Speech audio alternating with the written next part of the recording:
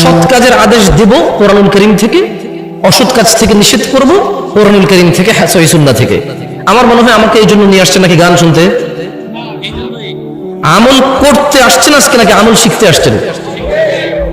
না, এই দেশে মানুষ আমল করতে পছন্দ ওয়াজে এসে। যেমন আমার সাথে সবাই বলুন, ওকে আমি কিন্তু ব্যঙ্গ করছি না, মুফতি সাহেব মোল্লা সাহেব যারা আছেন আল্লাহর কসম ব্যঙ্গ করতেছি না, একটা বাস্তব উদাহরণ দিচ্ছি। সবাই আমার সাথে বলেন লা ইলাহা। আচ্ছা, এটা কি শিখা না আমল? এটা আমল। এই পৃথিবীতে সবচেয়ে উত্তম জিকির হচ্ছে লা ইলাহা ইল্লাল্লাহ। কিয়ামত দিবসে একজন ব্যক্তির অপরাধের 99টা দফতর খোলা হবে।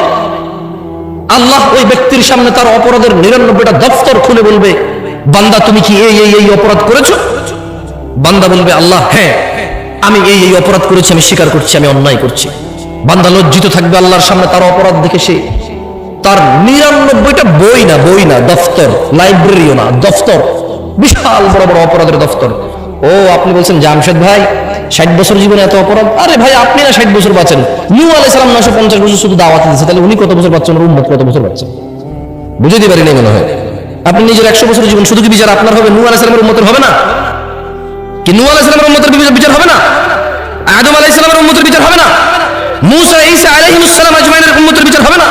তো সব নিজের দিয়ে বিচার করবেন কেন? হ্যাঁ হতে পারে এই 60 বছর এই ইন্টারনেট। আচ্ছা একটা কথা বলি, একটা লোকের ডিশ কেবল ব্যবসা আছে। কি কেবল ব্যবসা? আপনি তো অবাক হচ্ছেন যে জামশেদ ভাই 70 বছর বয়সে 99টা দফতর, how is it even possible? একটা মানুষ 60 বছরে কয়বার জানা করতে পারে, কয় গ্যালন মদ খেতে পারে, কয় কোটি টাকা সুদ খেতে পারে, ঠিক না? আপনি এরকম চিন্তা করতেছেন, ঠিক না? ধরে নেন তো একটা সুদী ব্যাংকের মালিক, যে সুদী ব্যাংকটা প্রতিষ্ঠা করছে আরো 20 বছর আগে, তার ব্যাংকে প্রতি মাসে 5,000 কোটি টাকার লেনদেন হয়। সে কত হাজার কোটি টাকা সুদের সাথে দায়বদ্ধ হয়ে গেল? কত হাজার? একজন মানুষ ব্যাংক ছাড়া এটা সম্ভব? নাহলে 20 লাখ টাকা আছে, মুখের 2 লাখ, মুখের 1 লাখ, তো মুখের 1 লাখ, শত 10 টাকা, শত 20 টাকা করে খাইলো, নাহলে এটা হলো। কিন্তু এই যে দেখছেন সুদ কি পরিমাণে গেছে একজনের, যে ব্যাংকের মালিক।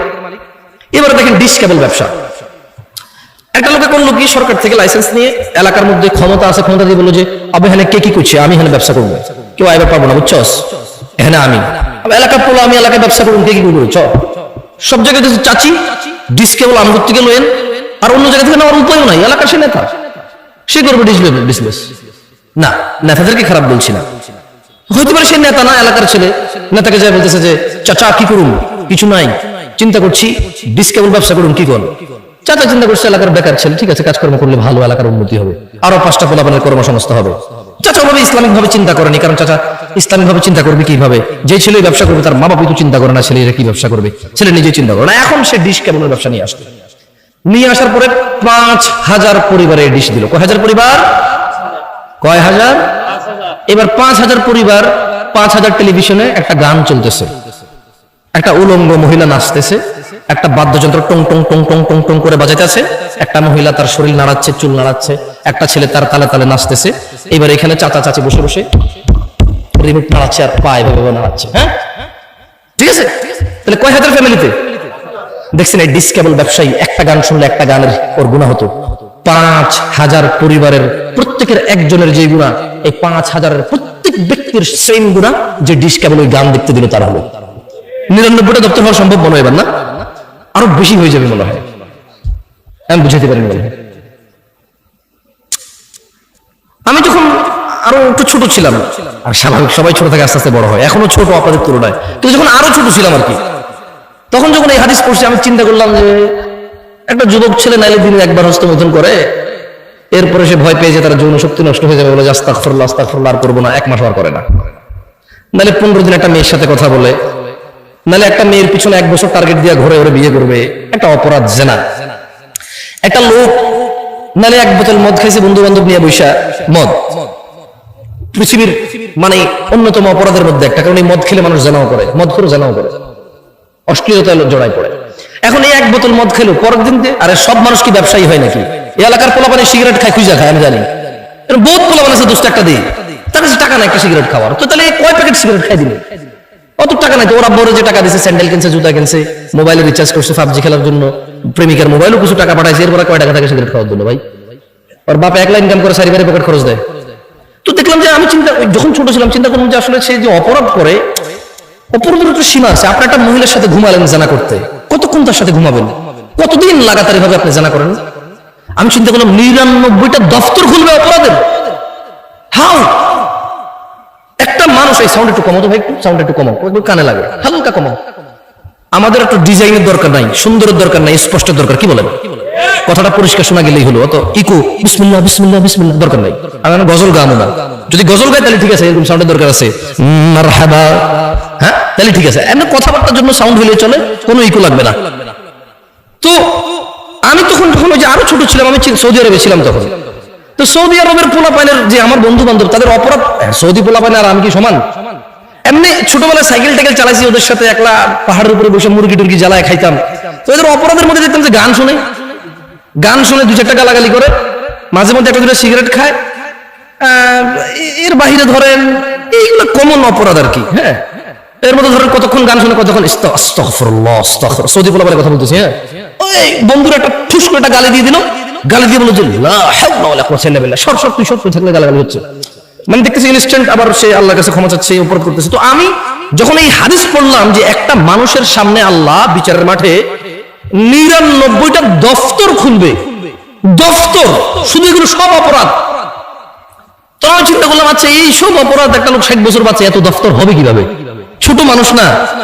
যেমন আপনি ছোটবেলায় মনে আছে কিনা, আপনার আম্মা আপনাকে গল্প শোনাইতো, তুই যে আম্মুর কথা শুনোস না, আম্মু মরে গেলে তোরা আরেক বিবাহ করলে, সৎমা আসলে কথা না শুনলে তখন কি করবি, এরকম শুনেছে না? আপনি তখন চিন্তা করতেন যে আইরি আমি ওই যে ড্যাঙ্গার ভিতরে বাগানে পায়খানা করতে যাবো কিভাবে, জিনবুতে আমার আম্মা মরে গেলে কার নিয়ে ঘুমাবো, এরকম চিন্তা করে নাই কেউ এখানে? আমার আম্মা যখন আমাকে এরকম শোনাইতো, আমি চিন্তা করতাম আম্মা মরে গেলে আবার কার সাথে ঘুমাবো? ছোট ছিলাম তো, সত্যি বলছি। আপনাদের এরকম হয় নাই? হয় নাই এরকম আপনাদের? তো ওই ছোট মানুষ তো ছোট চিন্তা। এখন কেউ এরকম মনে করে মা মরে গেলে কার সাথে থাকবে, কাকে মা ডাকবে? কেউ মনে করে না, কেউ এরকম ফিল করে না তার মা বাপকে। একটু যখন নিজে নিজে খেতে পারে, নিজে নিজে হাঁটতে পারে, 4টা বন্ধু আছে, 5টা বান্ধবী আছে, চাকরি আছে, ব্যবসা আছে, বাণিজ্য আছে, টাকা আছে, বউ আছে, ছেলে মেয়ে আছে, এখন আর কেউ মা বাপ মরে গেলে কি আর বাঁচলেই কি? ছোটবেলা যে ফিলিংস ছিল, আমার আম্মা মরে গেলে আবার কার সাথে থাকবেন, ওই ফিলিংসটা মানুষ হারাই ফেলে। তো আমি ছোটবেলায় চিন্তা করলাম যে 99টা দফতর কিভাবে? তো যখন আমি বাংলাদেশে এলাম, অথবা যখন আর একটু বড় হলাম, সৌদি আরবে কিন্তু ডিশ আছে, এবার বড় বড় এভাবে ছাতা লাগায়, হাজার হাজার চ্যানেল থাকে। এবার আমি চিন্তা করলাম, আচ্ছা রে, তবে ওখানে জানতাম যে এগুলো ইহুদি নাসারাদের টেকনোলজি, মুসলমানরা অন্যায়গুলা করে, যারা কাজগুলা করে তারা হয়তো হিন্দু টিন্দু বুদ্ধ মুসলমান, ওদের আর হালাল হারাম কি? আপনার জন্য না শুকর, হারামের জন্য কি হালাল হারাম? এটা তোর জন্য খাবার। বুঝতে পারি নাই মনে হয় আমি। আপনি পরনিন্দা করলে এটা আপনার জন্য না গীবত। অনেকের জন্য তো এই মাসলা মাসাইলই নাই ওর দিনের মধ্যে, যেটা কি মাসলা কি মাসাইল, ঠিক না?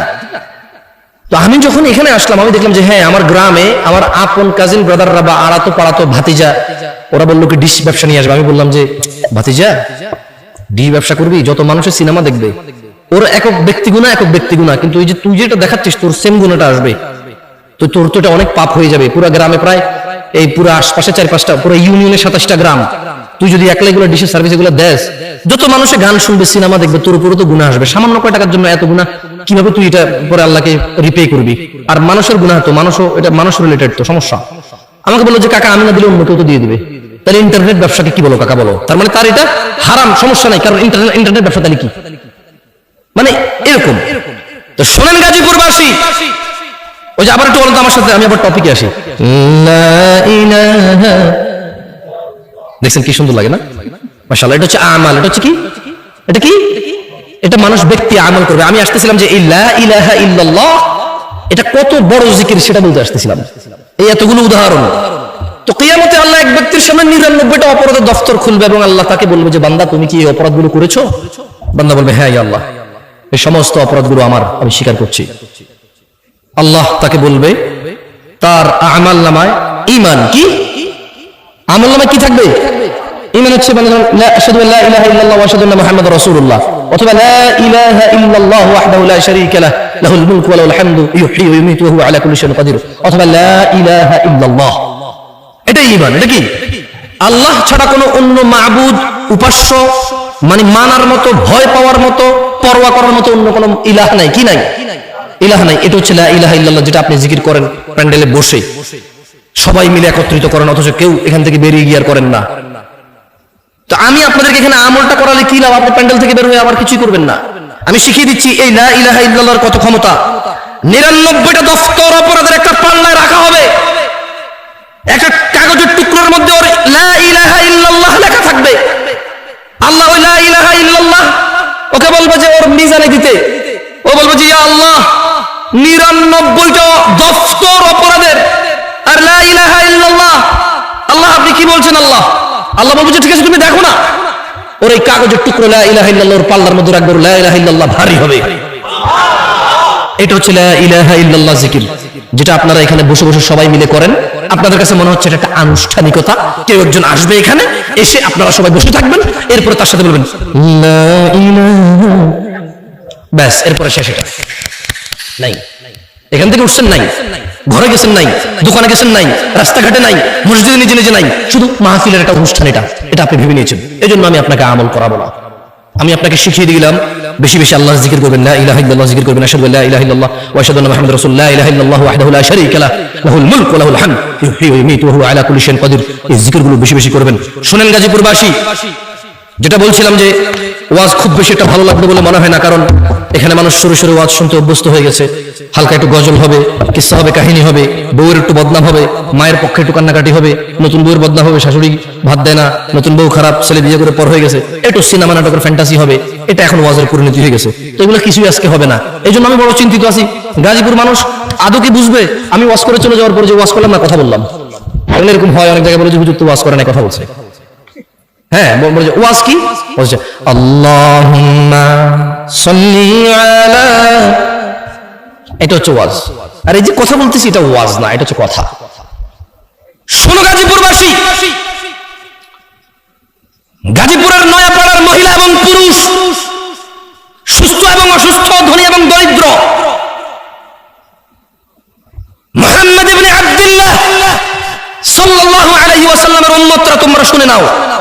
তোমাদের রাসূল বলছে আন আবি হুরায়রা রাদিয়াল্লাহু আনহু قال, আবু হুরায়রা রাদিয়াল্লাহু আনহু থেকে বর্ণিত, তিনি বলেন قال رسول الله صلى الله عليه وسلم, রাসূলুল্লাহ সাল্লাল্লাহু আলাইহি ওয়াসাল্লাম বলেছেন কুল্লু উম্মতি ইয়াদখুলুনাল জান্নাহ। শোনো উম্মতে মুহাম্মদ, শোনো তোমাদের রাসূল কি বলছে সাল্লাল্লাহু আলাইহি ওয়াসাল্লাম।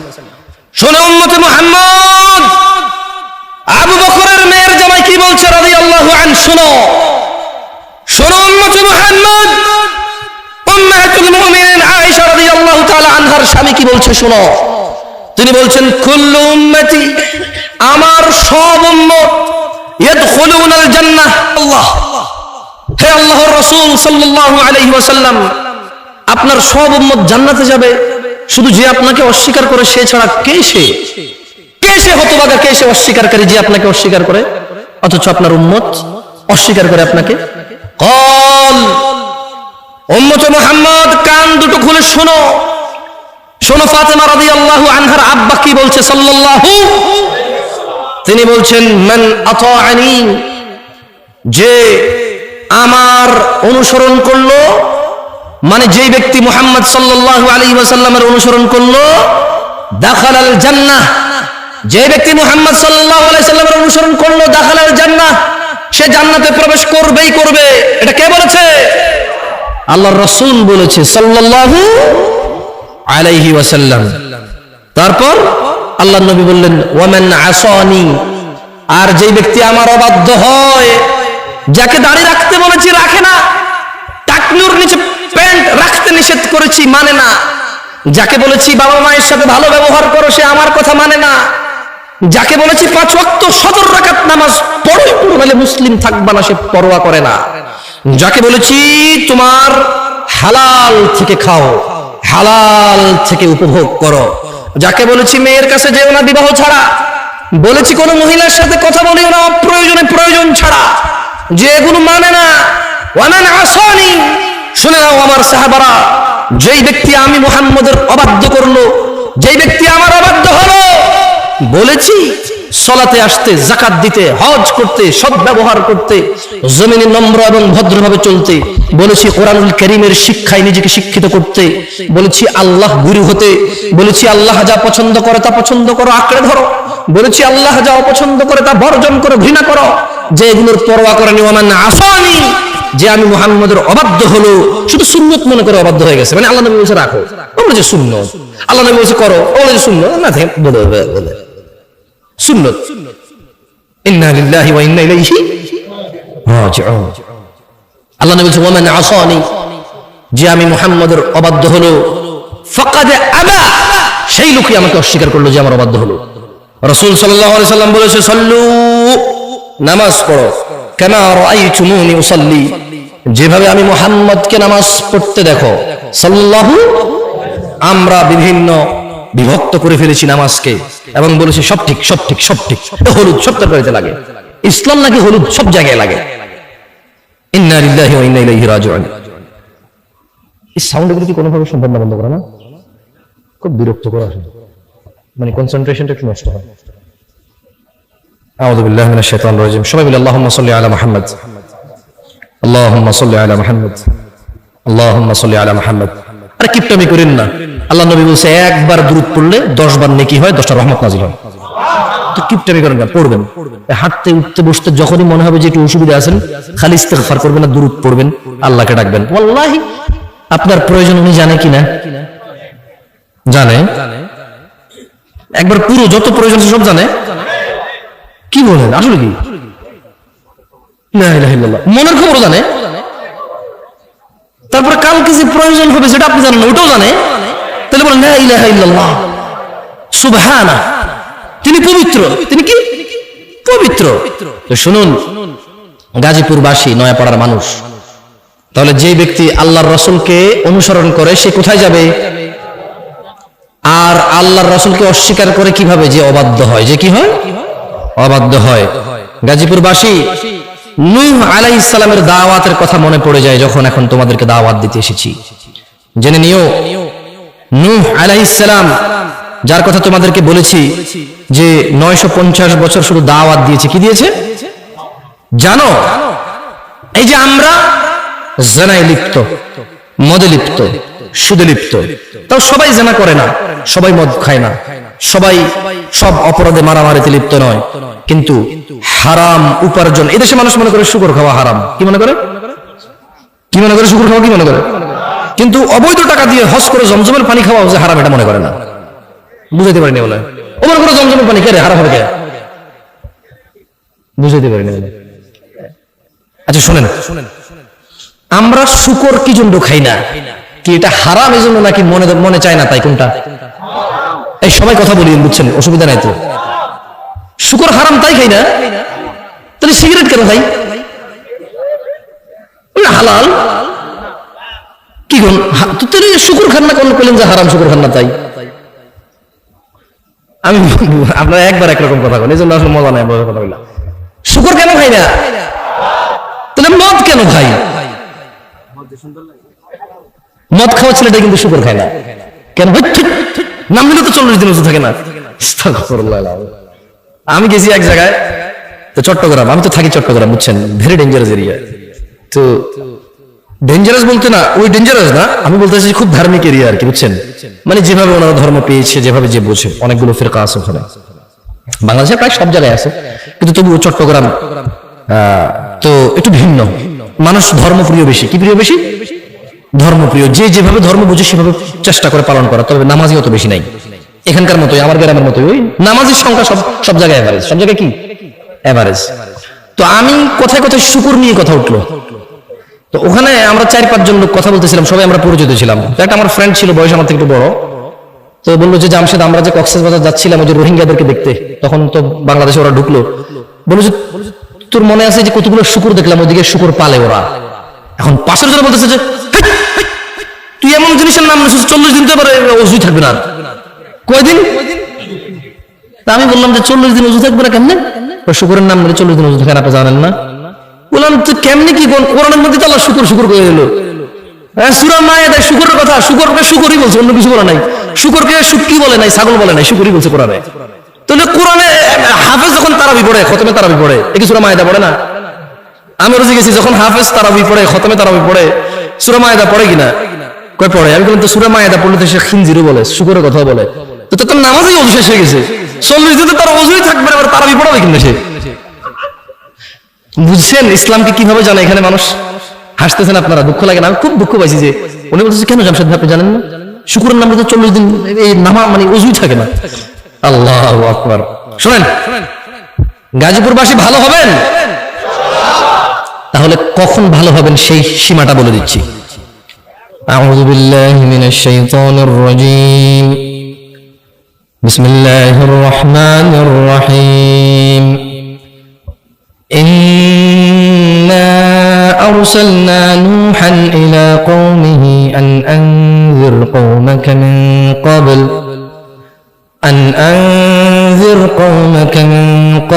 أن يأتيهم عذاب أليم।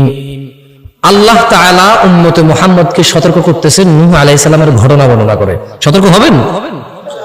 গাজীপুরের মানুষ, তোমাদের রব বলছে ইন্না আরসালনা নূহান ইলা কওমিহি, নিশ্চয়ই আল্লাহ নূহ আলাইহিস সালামকে পাঠিয়েছে নূহ আলাইহিস সালামের উম্মতের কাছে, সম্প্রদায়ের কাছে।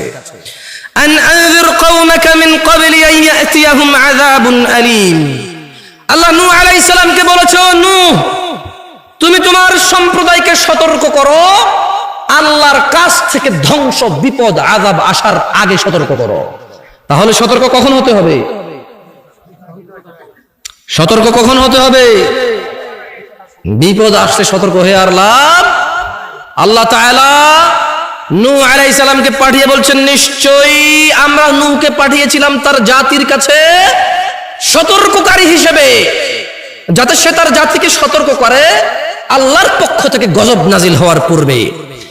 এবার নূহ আলাইহিস সালাম আল্লাহর থেকে ওহী পেয়ে বললেন কল, তিনি নূহ আলাইহিস সালাম বললেন ইয়া কওমি, হে আমার সম্প্রদায়, ইন্নী লাকুম নাযীরুম মুবিন, হে আমার সম্প্রদায় শোনো তোমরা, নিশ্চয়ই আমি নূহ তোমাদের জন্য একজন সতর্ককারী।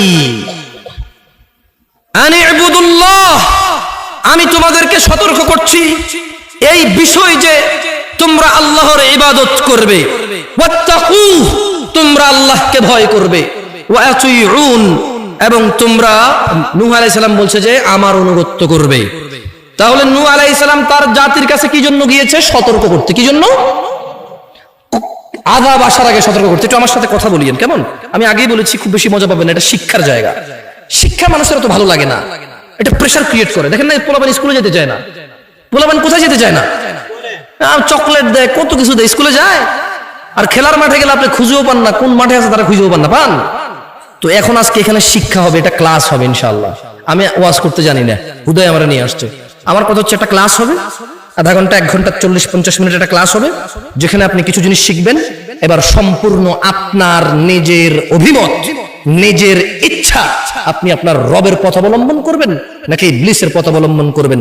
আপনি নিজেকে সংশোধন করবেন নাকি নিজেকে উচ্ছৃঙ্খল রেখে আল্লাহর জাহান্নামের দিকে, আল্লাহর রাগের দিকে চলে যাবেন? সিদ্ধান্ত কার? আপনার। আর আমি কি করতে পারি? আপনাকে একটা জিনিস শুনাই, শিখাই যেতে পারি, ঠিক কিনা? তো শুনুন, নূহ আলাইহিস সালাম 3টা উপদেশ দিয়েছে। কয়টা? প্রথমে কি বললেন? হে আমার জাতি, আমি তোমাদের কাছে স্পষ্ট সতর্ককারী। আর শুনে নাও আমার উচ্ছৃঙ্খল জাতি, শুনে নাও আমার গুনাহগার জাতি, শুনে নাও আমার আল্লাহদ্রোহী জাতি, আমি তোমাদেরকে সতর্ক করছি, আনি ইবুদুল্লাহ, তোমরা একমাত্র আল্লাহর ইবাদত করবে। ভবিষ্যতের জন্য টিয়া পাখির কাছে যাবে না, মেয়ের বিয়ের জন্য চিরুনি ফোড়া নিয়ে এসে মাথা আশ্রাবে না। শোনো আমার জাতি, তোমরা কোরআনকে অপবিত্র অবস্থায় গলায় ঝুলিয়ে রাখবে না, গায়ে মাখবে না, টয়লেটে যাবে না এটাকে নিয়ে। তোমরা এই কোরআনুল কারীম পড়বে, পড়ে সেই অনুযায়ী আমল করবে, নিজের হৃদয় নরম হবে এবং জীবন পরিচালনা করে আল্লাহর সন্তুষ্টির দিকে তোমরা জান্নাতে চলে যেও। শোনো আমার জাতি, আনি ইবুদুল্লাহ, আল্লাহ ছাড়া অন্য কারো ইবাদত হবে না। মুশকিল উদ্ধারকারী কে? সন্তান দাতা কে? সুস্থতাকারী কে? ভালো মন্দের নির্ধারণ কে করে? অন্য কারো কাছে কি আছে? আল্লাহ ছাড়া আল্লাহর বিপক্ষে কেউ কি আপনাকে আশ্রয় দিতে পারবে? আল্লাহ যদি আপনাকে আশ্রয় দেয়, কেউ কি আপনার ধ্বংস করতে পারবে? আল্লাহ যদি আমার আর আপনার জন্য জাহান্নামকে নির্ধারণ করে, কেউ কি উদ্ধারকারী আছে? আল্লাহ যদি আমার আর আপনার জন্য জান্নাতকে নির্ধারণ করে, কেউ কি আমাদের হিংসা করে জাহান্নামে নিতে পারবে? তাহলে সবরুন, আল্লাহ আমাদেরকে জান্নাত দিয়ে দেন। তো শুনে নিন, নূহ আলাইহিস সালাম 3টা সতর্ক করেছিল, আনি ইবুদুল্লাহ, তোমরা আল্লাহর ইবাদত করো, দাসত্ব করো শুধু আল্লাহর, ওয়াত্তাকু, এবং যদি ভয় করতে হয় শুধু আল্লাহকেই ভয় করো, ওয়া আতিউন, আর আমি নূহের অনুসরণ করো। আচ্ছা, আমাদের জন্য কি নূহ আলাইহিস সালামের অনুসরণ হবে নাকি মুহাম্মদ সাল্লাল্লাহু আলাইহি ওয়াসাল্লামের অনুসরণ হবে? তাহলে ইবাদত কার হবে? ভয় কাকে করব? আর অনুসরণ কাকে করব? সুবহানাল্লাহ। তাহলে কয়টা দাওয়াত পেলাম আমরা এখানে? কয়টা পেলাম? 3টা। আচ্ছা, নূহ আলাইহিস সালাম বলতেছে যে ওকে, এখন আমরা জিনা করি কিনা? আমরা জিনা করি না? মদ খাই না? সুদ খাই না? মারামারি, গীবত, সমস্ত অপরাধের সাথে আমরা জড়িত আছি কিনা? গান বাজনা, নাচানাচি আছি না? বেনামাজি, তারপরে হজ করার তৌফিক আছে, হজ করে। যাকাত দেওয়ার তৌফিক আছে, যাকাত কি টাকা দিয়ে দেয় না কাপড় দিয়ে দেয় ট্রাক ভরা? তার মানে প্রত্যেকটা অন্যায়ের সাথে তো আমরা লিপ্ত, বরঞ্চ ইসলামের যে হুকুম আহকাম যেভাবে এগুলোকে পালন করা উচিত সেভাবে পালন না করে উল্টা নিজের মতো করে করি কিনা? করি কিনা? তাহলে নূহ আলাইহিস সালাম তার জাতিকে কয়টা ইবাদতের কথা বললো? প্রথমটা কি? আপনারা মনোযোগ দিয়ে শুনতেছেন না, ওয়াল্লাহি দেখেন গাজীপুরের মানুষ মনোযোগ দিয়ে শুনুন, মজা না লাগলো ইনশাআল্লাহ আজকে শুনে যান, শিখে যান, দেখবেন জীবনে যেদিন ভালো হতে চাইবেন আপনার জানা থাকবে যে আপনি কিভাবে ভালো হবেন। যেদিন আপনার মনে হবে আল্লাহর ক্ষমার দরকার, সেদিন আপনি জেনে যাবেন কিভাবে ক্ষমা পায়। যদি আজকে এই মাহফিল মনোযোগ দিয়ে শুনেন, আরে হ্যাঁ, আমি চলে যাওয়ার পরে এই মাহফিল চলে যাবে না তো, কারণ আমি কোনো কিস্সা কাহিনী বলতেছি না, এখানে কোনো গল্প উদাহরণ দিচ্ছি না, সূরা নূহ পড়ে শোনাচ্ছি। কি পড়ে শোনাচ্ছি? আর আপনার ঘরেও এই কোরআন আছে, এই সূরা আপনার ঘরেও আছে, যখন মর্জি পড়ে নিজেকে সংশোধন করে নিয়েন। খুব সুন্দর আলোচনায় আসছেন। আর আমি দীর্ঘ অনেকদিন পর সূরা নূহ নিয়ে আলোচনা করছি, দীর্ঘ অনেকদিন পর। আমার খুব ফেভারিট সূরা এটা, কারণ আমার কাছে মনে হয় এখানে সবকিছু আছে। একজন মানুষের সর্বোচ্চ দাওয়াত, মানে সর্বোচ্চ একজন মুসলমান কি করবে, এরপরে সে কি কি পাবে, যদি সে তারপরও ব্যর্থ হয় এগুলা করতে, তাহলে সে কি করবে, ব্যর্থ হওয়ার পরও যদি সে এগুলা করে তাহলে সে কি কি পাবে, সব আছে এখানে। সুবহানাল্লাহ। তাহলে শুনেন, তাহলে আমরা কার ইবাদত করলাম? ভয় কাকে পাইলাম? অনুসরণ কাকে করলাম? এইবার এগুলা করলে কি হবে দেখেন, আল্লাহ বলছে যে ইয়াগফির লাকুম মিন যুনুবিকুম ওয়া ইউআখিরুকুম ইলা আজালিন মুসাম্মা ইন্না আজালাল্লাহি ইযা জাআ লা ইউআখির লাউ কুনতুম তা'লামুন। ও আমার জাতি, ইবাদত করো আল্লাহর, ভয় করো আল্লাহকে এবং রাসূলের অনুসরণ করো। যদি তোমরা এই 3টা কাজ করো, আল্লাহ তোমাদেরকে ক্ষমা করবেন। সুবহানাল্লাহ। তোমাদের যত অপরাধ আছে কে ক্ষমা করবে? ওয়া ইউআখিরুকুম ইলা আজালিন মুসাম্মা। তোমাদেরকে তিনি এই যে অপরাধগুলো করে ফেলেছো, যদি তোমরা এই অপরাধী, তোমরা একেবারেই তোমরা আল্লাহ দ্রোহী, আল্লাহর এবং তার রাসূলের কোনো কথা মানছো না, এবার শুধু আল্লাহর ইবাদতটা করো, আল্লাহকে ভয় করো, তাহলে আল্লাহর নবী বলছে যে আল্লাহ তোমাদের অপরাধ ক্ষমা করবে। ওয়া ইউআখিরুকুম ইলা আজালিন মুসাম্মা, এবং তোমাদেরকে তিনি একটা নির্দিষ্ট সময় দেবে, মানে তিনি তোমাদেরকে হায়াত দেবে, বাঁচায় রাখবে যাতে ভালো কাজ করতে পারো। সুবহানাল্লাহ। মানে গুনাহগার হয়ে তুমি মরবা না।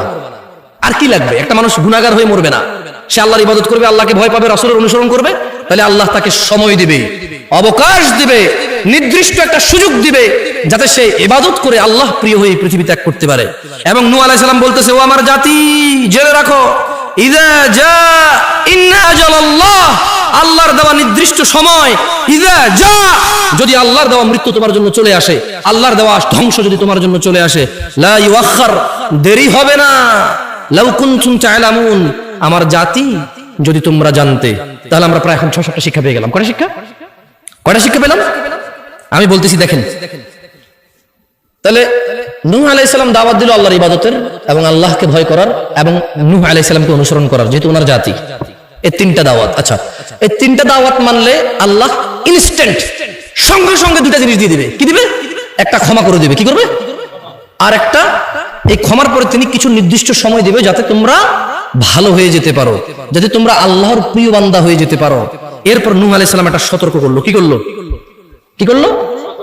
প্রথমে তিনি উপদেশ দিল, সতর্ক করলো, তারপর তিনি খুশির সংবাদ দিল যে আল্লাহ ক্ষমা করে দেবে, তোমার জীবন দিবে যাতে তুমি ভালো হতে পারো।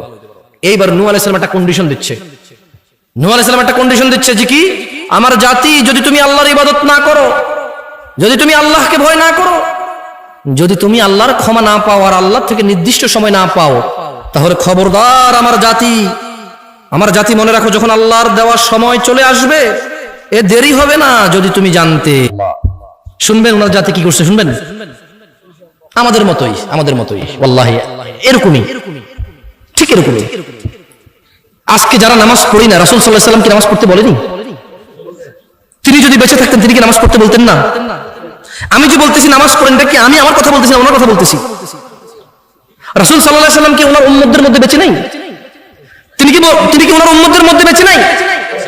আমাদের এই যে আমরা মুহাম্মদ সাল্লাল্লাহু আলাইহি ওয়াসাল্লাম নাম নিচ্ছি, এটাই তো ওনার জীবন, এটাই তো ওনার হায়াতের বরকত, এটাই তো ওনার হায়াতের বরকত। এই যে আপনি টাকনুর উপর প্যান্ট পরতেছেন, দাড়ি রাখতেছেন, এটা কাকে মনে করে রাখছেন? তো আপনার এই দাড়ির মধ্যে কি রাসূল জীবিত নয়? সুবহানাল্লাহ। আপনি এটা কাকে মনে করে রাখছেন? এই যে দেখছেন, আপনি ওনাকে ভুলেন নেই, মানুষ ওনাকে ভুলেনি, ওনার স্মরণ জীবিত। ওনার স্মরণ কি? ওনার স্মরণ কি? তাহলে উনি যদি আজকে বেঁচে থাকতো এই পৃথিবীতে, যেমনটা তিনি ওনার বংশ এবং তৎকালীন মানুষকে তাওহীদের দাওয়াত দিয়েছে, আল্লাহর দাওয়াত দিয়েছে, আল্লাহর দাসত্বের দাওয়াত দিয়েছে এবং ওনাকে মেনে নেওয়ার দাওয়াত দিয়েছে, আজকে কি দিতেন না? তাহলে ওনার উম্মত হয়ে এই উম্মতের আলেমরা কি আপনাদেরকে নামাজের দাওয়াত দেয় না নবীর পক্ষ থেকে? আপনাকে কি দাড়ি রাখার দাওয়াত দেয় না নবীর পক্ষ থেকে? হালাল খাওয়ার দাওয়াত কি দেয় না নবীর পক্ষ থেকে? ভদ্র নম্র ভালো হয়ে থাকার দাওয়াত কি দেয় না নবীর পক্ষ থেকে? কোরআন কারীম পড়ার জন্য মুক্তবগুলো কি নবীর পক্ষ থেকে খোলা নয়? তো যারা আপনারা অস্বীকার করেন, অবাধ্য হন, তাহলে আপনারা কি হুজুরের অবাধ্য হলেন, মোল্লার, মুফতির, ওয়াইজেন, এর শেখ এর অবাধ্য হলেন নাকি রাসূল সাল্লাল্লাহু আলাইহি ওয়াসাল্লাম অবাধ্য হলেন? কার? শোনেন, নূহ আলাইহিস সালামের জাতি 6টা উপদেশ নিল না। নূহ আলাইহিস সালামের জাতি ওনাকে সতর্ককারী হিসেবে বিশ্বাস করেনি, এও বিশ্বাস করেনি যে আল্লাহকে ইবাদত করতে হবে এবং আল্লাহকে ভয় করতে হবে আর নূহ আলাইহিস সালামকে মেনে চলতে হবে, এটা বিশ্বাস করেনি তারা।